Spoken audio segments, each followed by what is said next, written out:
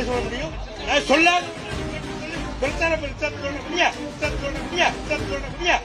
ஹஜ் செய்வது எப்படி பரலு கடமையோ, நோன்பு நோற்பது எப்படி பரலு கடமையோ, நபிகள் நாயகம் பெயரை கேட்டால் ஸல்லல்லாஹு அலைஹி வஸல்லம் என்று சொல்லுவது எப்படி கடமையோ, அதே மாதிரி இந்த ஜனநாயக முற்போக்கு கூட்டணி வெற்றி பெற செய்ய வேண்டியது இந்த தேர்தலில் நமது பரலான கடமை.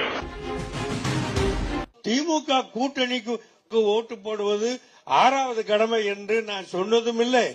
நபிகள் நாயகம் பெயரை கேட்டால் ஸல்லல்லாஹு அலைஹி வஸல்லம் என்று சொல்லுவது எப்படி கடமையோ, அதே மாதிரி இந்த ஜனநாயக முற்போக்கு கூட்டணி வெற்றி பெற செய்ய வேண்டியது இந்த தேர்தலில் நமது பரலான கடமை. அப்படின்னு நீங்களா கற்பனை பண்ணிட்டு அப்படி பாய்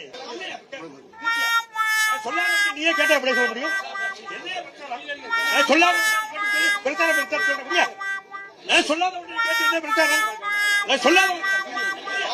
இது விட பெசலைட் ஒண்ணு இருக்கு.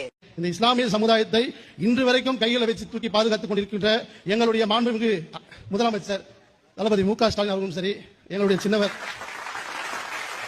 உதயநிதி ஐயா அவர்களும் சரி, அவர்கள் பின்னால் நாங்கள் வழி நடப்பது எங்களுடைய கடமை. இஸ்லாமியர்களுக்கு 5 கடமைகள் இருக்குன்னு சொல்லுவாங்க.